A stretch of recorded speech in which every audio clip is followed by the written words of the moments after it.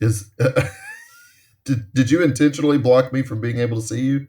Oh, yeah. I was like, man, we worked really hard this morning to get this right. This is a thing of real beauty, No, I forgot where the microphone was on the iPad. Hello, and thank you for joining us for another episode of 2 Feet Deep. We want to thank Silverman Sound for producing all of the royalty-free music that you hear in today's episode. If you're interested in experiencing some royalty-free music for yourself, head on over to silvermansound.com. We hope you enjoy today's episode. What's up? Welcome to 2 Feet Deep, where we have fun with Christian concepts and theology through a variety of ways. I'm Eddie Brumley. This is my best buddy, Derek Margraf. What's up, Derek? Man, I'm excited to be back. Season 2, baby! Who would have imagined that we would have had enough subscribers from season 1 to do another season? Yeah, I know, man. Can we keep paying them? That's the question. So we are going to get started this morning with entertainment exegesis. All right, awesome, man. I'm ready to jump in on this. All right, we're going to take a deep dive into something entertainment based on a biblical tie. And, one of the last ones we did in our last season was something you were a huge fan of, Lord of the Rings, which we love. Yes, I am. Yeah, if you heard last season, everybody knows how much I love Lord of the Rings. Which we lovingly referred to as elves walking. Yes, because that's a phenomenal description. Elves out for a walk. Yeah, I came away from the first movie going, oh my gosh, that was amazing. And Derek and his brother, what was y'all's reaction? That is 2.5 hours of our lives we'll never get back. So we're now we're going to review another hot item that Derek and I don't agree on. That's Dune. Dun, dun, dun, dun. Okay. Dune. Now, before we fully say that we won't agree on, I have not given Dune the chance that I gave The Lord of the Rings. As we've discussed many times, I'm not a reader, so I did not read The Lord of the Rings, but I did go and watch the first movie and, decided that maybe that story wasn't for me. With Dune, I actually, from the previews, thought it was something I would really enjoy, but I heard from multiple people that the movie wasn't very good, so I just set it aside and never watched it. So I will say, in all fairness, I have not given Dune a fair chance. Okay, all right, fair enough. Well, Dune Part 2 dropped. My adult kids and I, we all went and watched it. Stacey went and watched it, and we loved it. But what we're not going to do today, we're not going to directly talk about the film. We're going to talk about the fact that J.R.R. Tolkien, the man who probably single-handedly created modern fantasy and gave us The Lord of the Rings, he hated Dune. He absolutely hated Dune. And that's kind of interesting because you would think that somebody that has a big love of fantasy, would enjoy on some level what's going on in Dune. Now, Again, I've not watched Dune, I've not read Dune, so I don't even fully know the plot details of Dune. But just being in the science fiction genre, although it's more in, the Tolkien novel seems to be more in fantasy than sci-fi. But so fantasy fiction, science fiction, but all still based in some false reality that doesn't exist or can't really on some level. I don't know. I was surprised when I read his quote about how much he despised it, but out of his respect for the author of Dune, he would not elaborate on his disgust. That's right. And the video that we've provided in the show notes, the lady who does the video she's speculating. She's she's a pretty avid reader. She knows quite a lot about Tolkien, and I think the things she says in the video make a lot of sense. But of course, since she couldn't go back in time and talk to Tolkien, she's making some guesses. But I think there's some pretty educated guesses. And one of the things she points out is just that fantasy and sci-fi as genres do some very different things. And so while they both include building, world building and imagination, and probably both even really encompass creating worlds that don't really exist in reality, what they're doing is something very different. So for Tolkien, one of the things that fantasy was supposed to do was provide an escape from this world. So when you read fantasy, there were still problems to solve. There were still good versus evil, but it wasn't a one-to-one with the things we're dealing with in our circumstances. And so it was an escape. You were jumping into some other world where you could leave the problems of this world behind for a while. So Yeah, that is, yeah. So that's obviously, I think as soon as that's said, it's pretty obvious that that's one of the things that fantasy does. absolutely. Yeah, that you nailed it on the head there. That's the whole reason we love it. Yep. Sci-fi, what sci-fi usually does, and people don't always recognize it, what this is doing, is it usually takes the kinds of problems that we're dealing with now and it places them at some other time in human's history, in the future usually, so that we can see those same problems but in a different context. And it gives us a way of thinking about them, not in our context, not in the context in which we're kind of stuck, but we can see those problems being worked out in a different context. And it sort of teases us into thinking, okay, how can we solve them in our context? Wow, I think you're exactly right. I'm on that side of I love sci-fi, but I've never considered it's just us dealing with our problems from in some kind of different reality, whether it be future or typically it is the future. Um, but yeah, that's exactly. And it's funny because you say that, and I'm thinking of Star Wars because that's one of the things that we both do agree on and love together as our love of Star Wars in the sci-fi world. And the newest movies that came out, the 7, 8, and 9, I think is what the numbers were. On The Force Awakens, we're introduced to this new order of basically what was the Empire and still is. And even in that, you have these pictures that kind of are callbacks to World War II and Hitler when the general's up there making his big speech about how we're going to destroy these rebels, and he's very animated and very a great orator, as Hitler even was. And now that you've put that into this context of dealing with realities but just in a different light, yeah, I mean, I think that's exactly what was going on there, and every sci-fi that I think, yeah, I think you're onto something, Eddie. So in fact, we'll go down a rabbit trail for a minute. One of the reasons that a lot of people who love the classic three Star Wars movies don't respond well to the next three, especially or even additional ones like 7, 8, 9, is because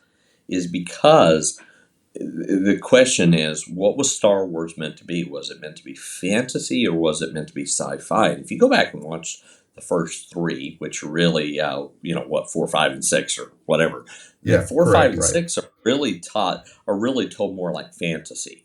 So there's really not a one for one. You're really more on an epic tale like you could have read in Homer's The Odyssey, and it feels more like fantasy. It feels more like an escape. Yes, it's real problems, but it's the hero saga. And what happens in later editions is they start using sci-fi tech, techniques by addressing current problems. So a lot of folks feel like there was a little bit of a bait and switch. Like the first three are actually fantasy, and then everyone else, all the rest of them end up being sci-fi in some kind of way because they're now kind of smuggling in current problems. And so a lot of folks feel like there was actually a genre switch in Huh. Star Wars. That's it. That's interesting. I haven't thought of it that way. I can see that perspective. Although, even though I do agree on some sense that those 4, 5, and 6 were told from a more fantastical point of view, they are still set in very much a sci-fi setting. And I Yeah, think but that there are still some world parallel issues going on within that setting, because you're still talking about an overbearing government that's taking on, uh, you know, in the grander scheme things, like if you pushed it down, overtaking all of the rights of what we would call our states, when they're calling those planets, they're intent on destroying who doesn't agree with them. It's still that same overall theme, but the fantasy aspect is that the focus is on the hero's journey, which is Luke's growth into becoming a Jedi. that's right, So which is an ancient technique. I mean, Joseph Campbell identified it as primarily the only real story there is. And so even though it takes place with spaceships and lightsabers and so forth, it's following a very old way of telling a story. I would only argue that 7, 8, and 9 do that with Rey and her discover of her, because she's the hero in this one, and or these three, and then it also tells her journey. However, we're not here to talk about Star Wars. We're here to talk about Dune, and so I don't. And it's my fault because like I jumped in on something that I actually can relate to and know about. So focusing back into Tolkien and Dune, go ahead and take Yes. it away. Yeah, so all right. So Dune obviously is dealing with the writer Dune. He was a journalist. He was also an early environmental activist, and he's not necessarily just trying to make a political point through his story. His story is very good. It involves a world building every bit as complex as Tolkien's world building, but one of the primary problems that's being worked through in Dune is a fight over scarcity. There are spice, and for those of you that know Dune, you know what I'm talking about. But it is a resource that everyone needs, but there is a great scarcity, and it comes at an environmental price to harvest it.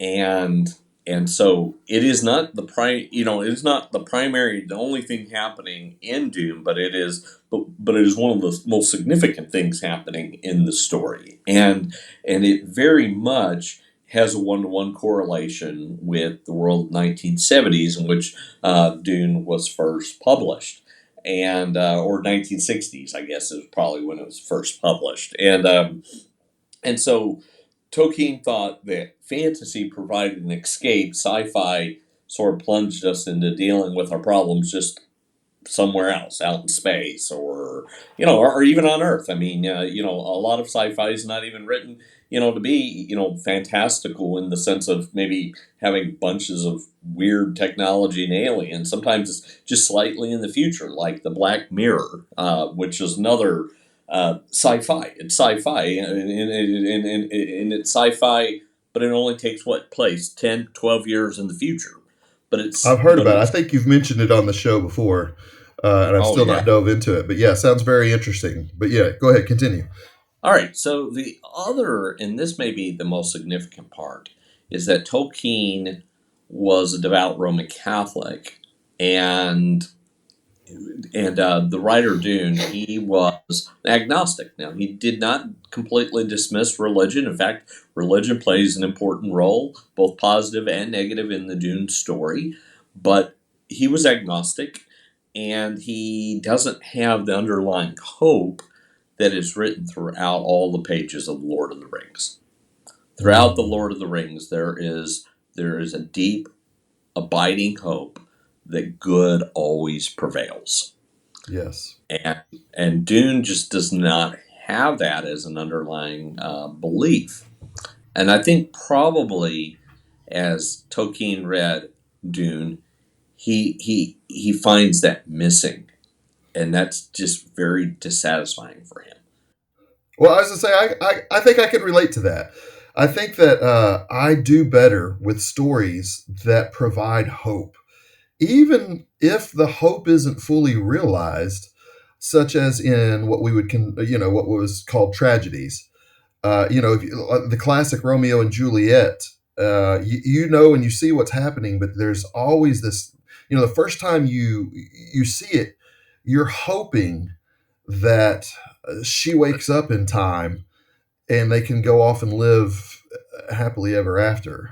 But it doesn't happen that way, and the hope isn't fully realized. But for me, that was still an enjoyable tale. Where when I'm presented with things that look like there's never going to be any hope, I almost am like, for me, I already feel defeated. I'm like, why are we doing this? Well, but here's the thing: is Frank Herbert, who wrote Dune, was not a nihilist. So Okay, he doesn't take the philosophical plunge that a lot of atheists and agnostics in our day do. That where they just think there's no meaning and there is no hope. The Dune is neither an immoral book nor an amoral book, and I think amoral is more dangerous than immoral. Amoral just throws the whole concept of morality out, and Frank Herbert doesn't do that. He believes that humans have to struggle to continue to struggle to do what's right. To they have to keep moving forward. That it's not meaningless. That there is purpose, even if it's purpose that we have to maybe construct ourselves. And so he's not a nihilist, and he's not amoral, but he's not counting on the universe or the one who made the universe coming to our aid. He right. believes that struggle will only continue to make sense and provide, some kind of good outcome provided we continue to struggle. He doesn't believe the universe or God or anybody's necessarily on our side, and obviously for Tolkien that would have been very very dissatisfying. Okay, fair enough. Fair enough. All right, well let's go to what the what. What This is the what? so I'm gonna pose the problem, the question, the idea. We're talking about tough things in the Bible, and what I would start out by saying is that there's probably a lot of people who really like the Gospels who would probably prefer the New Testament without the presence of Paul's letters. Paul can be Oh, a difficult person to understand. Sometimes he says things that maybe some of us don't like, and one way of justifying or ignoring him is by suggesting that Paul's letters, Paul's writings, his thinking took place a long time after Jesus, and thus they're kind of a secondary development in Christianity. And thus are kind of distant from and maybe even different from the Gospels. Have you ever encountered somebody that sort of suggested that idea?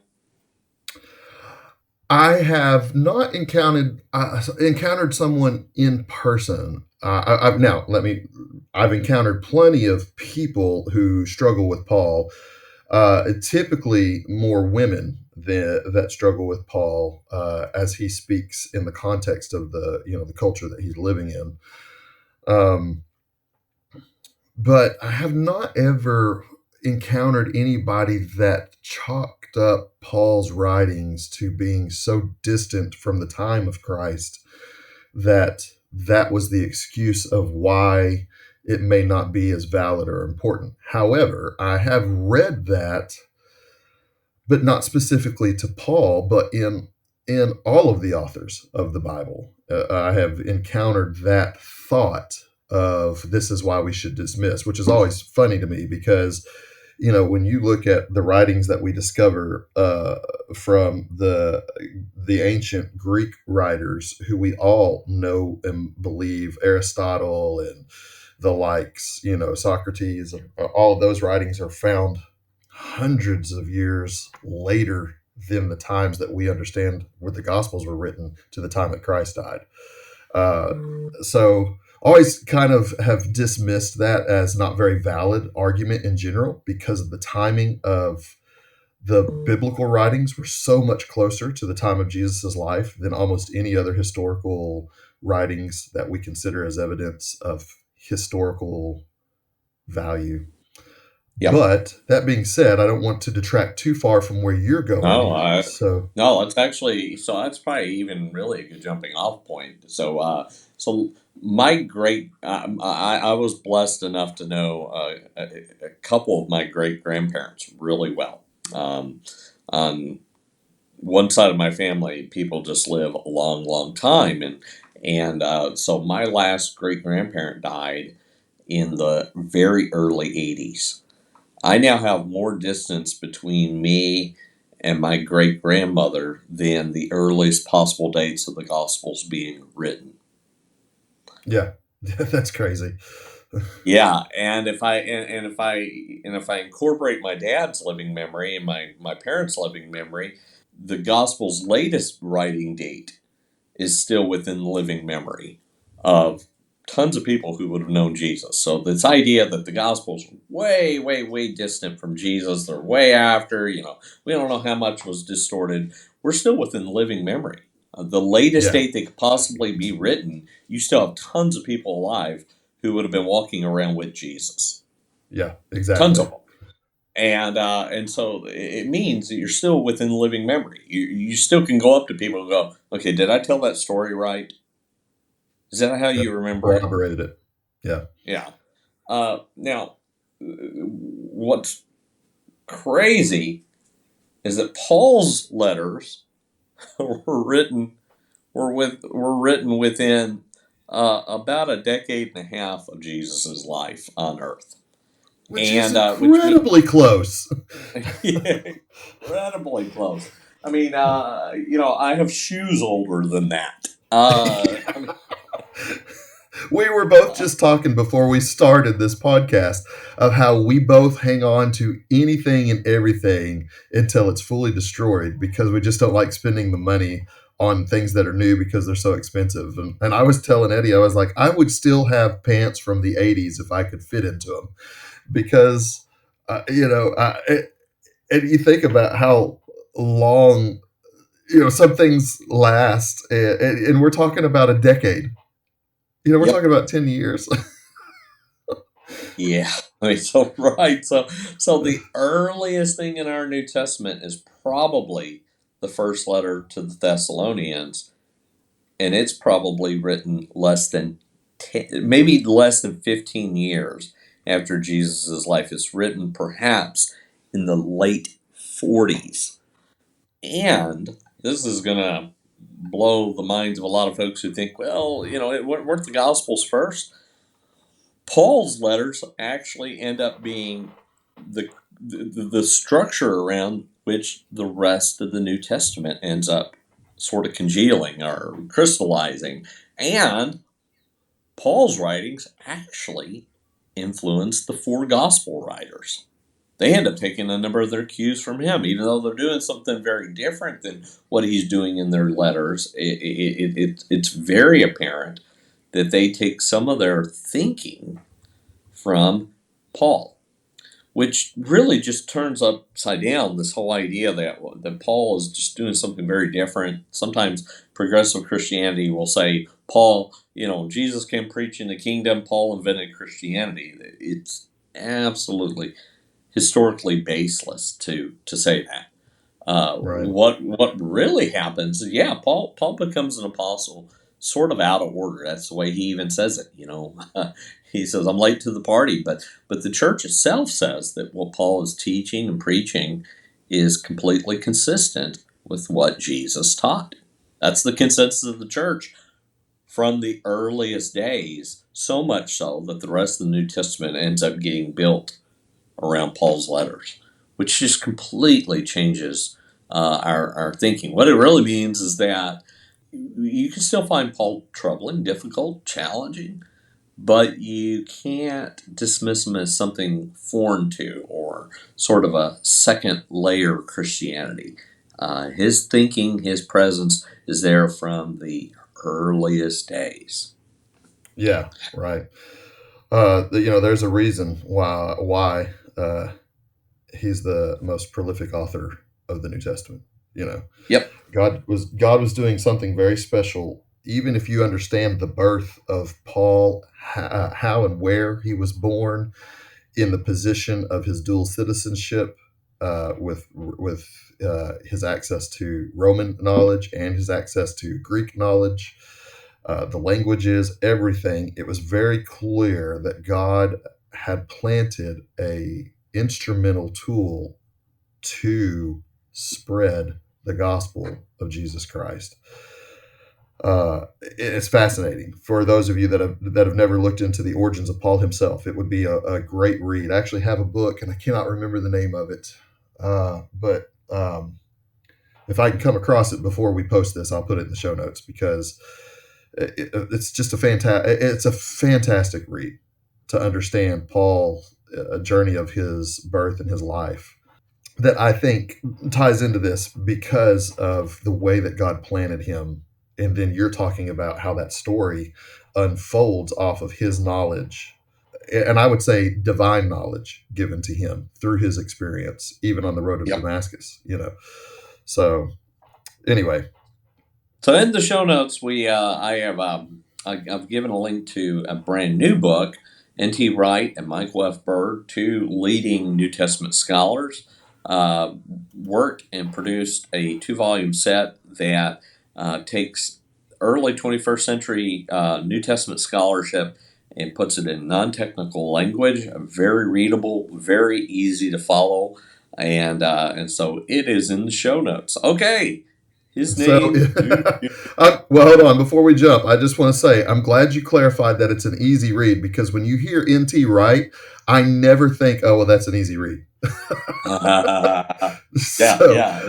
As someone who reads N.T. Wright, being yourself, you're saying this isn't on the same level of depth of his other books. You're saying this is a much more digestible read.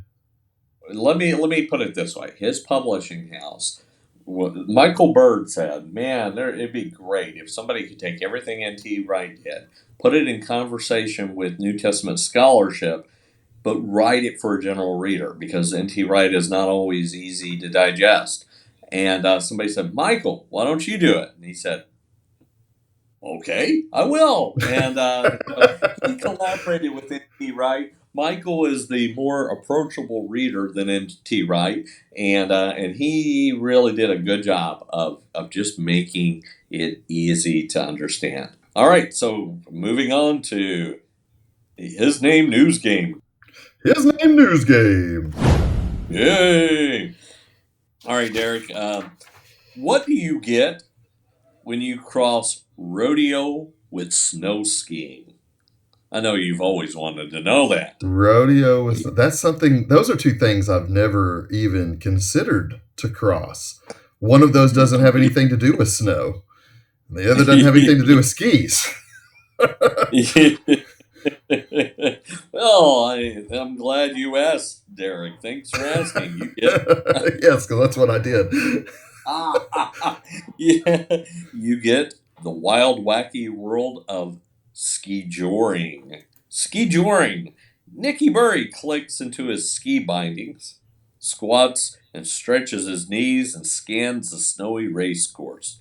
Moments later, he's zipping past a series of gates at high speed, hurtling off jumps. But it's not gravity that's pulling him towards the finish line. It's the brute force of a quarter horse named Sirius. Welcome to skijoring, an extreme, quirky winter sport that celebrates the unlikely melding of rodeo and ski culture in U.S. Mountain West.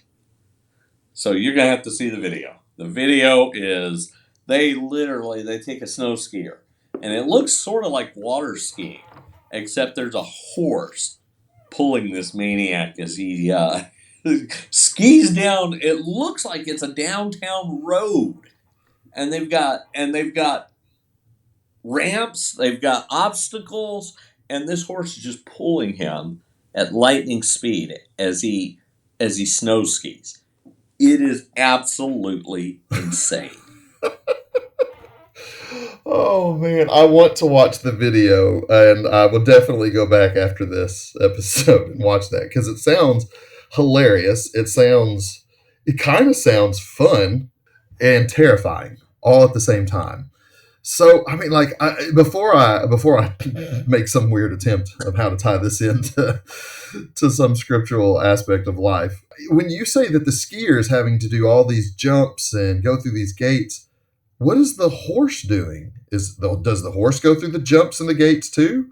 How is the horse pulling a skier without doing the same things the skier does? I don't know. All right, so you sort of can picture water skiing, and the rope is pretty long, so the boat sort of swerves the skier into things that the boat himself or the boat itself Okay, is not so the gates aren't like a regular ski course; they're not flags. The right. gates are lower so that the rope goes Yeah. over the gates. Yep. Okay, okay. Yeah. Yeah. So I don't know. Think an obstacle course, but the horse is enough distant from the skier that the horse does not have to go over the ramp. It only has to pull in a little bitty direction, and the rope goes over enough for the skier to go over the ramp. No, well, I mean, I'm just like the picture of this. I just so desperately want to see a picture of what this. Let's see if I can pull this up I mean, because this just sounds fascinating. Now, I've never even heard of the word. How is that spelled? the best you can. Uh, all right, all right. Can you see that well enough to see what that looks like? What do you think? Well, here's my overall thought: is immediately when you started talking about being drugged through obstacles at lightning speed, I was like, oh, this sounds like my life at different points. And yeah, and there are, all of us have obstacles in our lives. One of our best friends is going through some major obstacles that I feel like he probably could really relate to that idea right now.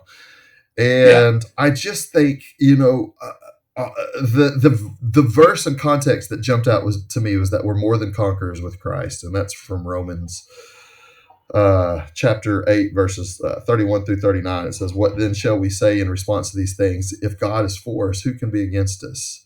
That whole idea that even though we're being drugged through, uh, sometimes we have to go along for the ride, and there's going to be moments of it, kind of like I said, that sound fun, but sometimes there's moments of it that are terrifying. There's sometimes you don't know what's coming, you don't know how to deal with it, and you do the best you can. But as Christians, I mean, like, again, relating back to the hope that you talked about with the Dune aspect, we always have that hope that God understands beyond what we understand. He sees the obstacles before we see the obstacles. He knows what we need, He knows what we can handle. And with our hope in Him, we know we're going to make it through. We may not always understand the why, we might not always understand the how, but we're going to make it through. It's funny. Sometimes the biblical underpinning of the show doesn't emerge until a certain section. But I could imagine a conversation with Tolkien and Frank Herbert in which Tolkien might have said, "Listen, Frank, you're right. Humanity does have to keep moving forward, but there's something that's drawing us forward. It's not that we just have to keep moving our own feet and hope, or with the idea that we just keep constructing our own future, but there is a hope that's drawing us to a better future. So you're right, we do have to move forward, but there's something awaiting in the future. Now, I don't know if Frank Herbert could have believed that. Maybe he would have wanted to believe that, but I could imagine a conversation in which he said, "It's not, you're not on this obstacle course alone." Yeah, yeah. Well said. Well said. Yeah, yeah, Good yeah. stuff. Sometimes I'm fully fascinated by what the His Name News Game brings out, because you never know where it's going, and not every time, but sometimes I feel like we land it pretty well, and that one worked well. Shoot, it did work well. Thanks for making it land. Otherwise, I had nothing for this show. So,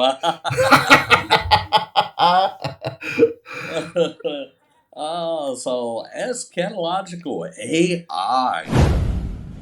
So this is a video segment from YouTube, and it is called "A Scientist Warns of AI's Collapse."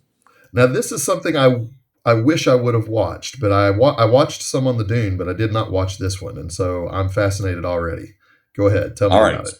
I'll tell you that I think the title's a little bit of a clickbait. So it really, the scientist isn't really actually predicting that AI is going to collapse. What they are pointing out is that AI still has some rather big limitations, even though it's now currently doing things that we couldn't have imagined it doing 11 months ago. And specifically, one of the limitations that we see with AI is it tends to get less creative over time. Oh wow! Can I make a quick correlation to that? Yeah. I just introduced you to DJX on Spotify. Have you listened to it much? Yes. Yeah, it's really a wonderful tool. What this does is it's a real DJ that taught that Spotify had come in and teach AI how to basically how to understand his voice, how to replicate his voice, how to say the things that he would say in the way that he would say them. And what DJX does for you is this AI takes your lists that you've created and it plays a variety of songs for you like a DJ would on the radio. It comes in about every 5 or 6 songs and it takes you to a new kind of a genre in your list. It takes you to even to discover some new songs. What I've discovered though, after using it for a few months now, is that he does get a little limited on almost kind of stuck in a rotation of certain songs where I would like for him to be able to expand his breadth. And as you said, it has trouble creating. That made sense to me immediately Yes. because of my experience with DJX. So I use writing grammar corrector. It's a writing editing program, and it'll suggest better ways to write a sentence. But I've noticed after using it for several years, and I love it. I would even endorse the product, and so Grammarly, if you want to sponsor this podcast, but I do know. But I do notice that Grammarly will make a lot of the same kinds of suggestions, and so that if I took its suggestions, I would actually start probably writing in kind of a monotonous way. It makes the same kinds of suggestions, Right. and and so it would not be good for me to take every one of its suggestions because after a while it wouldn't be my voice anymore. It'd be this Grammarly voice, and it'd be a real recognizable one. I think it'd be even a pretty predictable one. The same thing's true in the image generators. And what they did is they fed an image generator, one of these AIs that creates art. They fed it thousands of pictures of elephants, very different kinds of pictures of elephants. But they noticed after a period of time when they would ask the AI to generate a unique picture of an elephant, that it started generating basically the same picture over and over and over. And they Mm-hmm. would have a little bit of variation in it, but it was not near as varied as the pictures that it had fed it. So what it was drawing from was more creative than what it was giving. Yeah. So I think that does is AI always going to be limited by human creativity? I think that's always kind of that question out there. I mean, clearly it Yep. needs human creativity up front. Are we discovering that it can need a continual aspect of human creativity? Well, maybe but definitely one of the things I think we're discovering is that even if we create something that ends up being smarter than we are, can do some tasks better than we are, we're not going to create God. This thing is Right. still going to be a finite being, even if it's smarter, even if Yeah. it's more capable. It will still be a finite being. It will have limitations. Maybe it'll go beyond our limitations, but it itself will always have limitations. So I'm going to smuggle an article in that. So one of the AI gurus who thinks AI is just going to make paradise on Earth suggests that someday AI will even write us a new religious book because it'll be like God. And my reaction was, it will never be like God. It may go beyond what humans are, but it will always be a finite thing. It'll always be an extension of humanity. It will always be an extension of humanity, even if it eclipses humanity. It will still have the fingerprints and DNA of humanity all within it, for good and for bad. Right. For sure. For sure. Oh, man. All right, brother. Yeah. And that's a lot to think on. Always is. I love how we always leave the show with AI, with the eschatological AI, and there's like so much to think on. Yeah. All right, man. Thank you so much. I'll do, man. Always a good time, and can't wait to do this again next week. Once again, we want to thank all of our listeners for joining us today on 2 Feet Deep. If you would like to reach out with any questions or thoughts, please email us at 2feetdeeppodcast@gmail.com. We hope you enjoyed today's show, and we'll see you next time.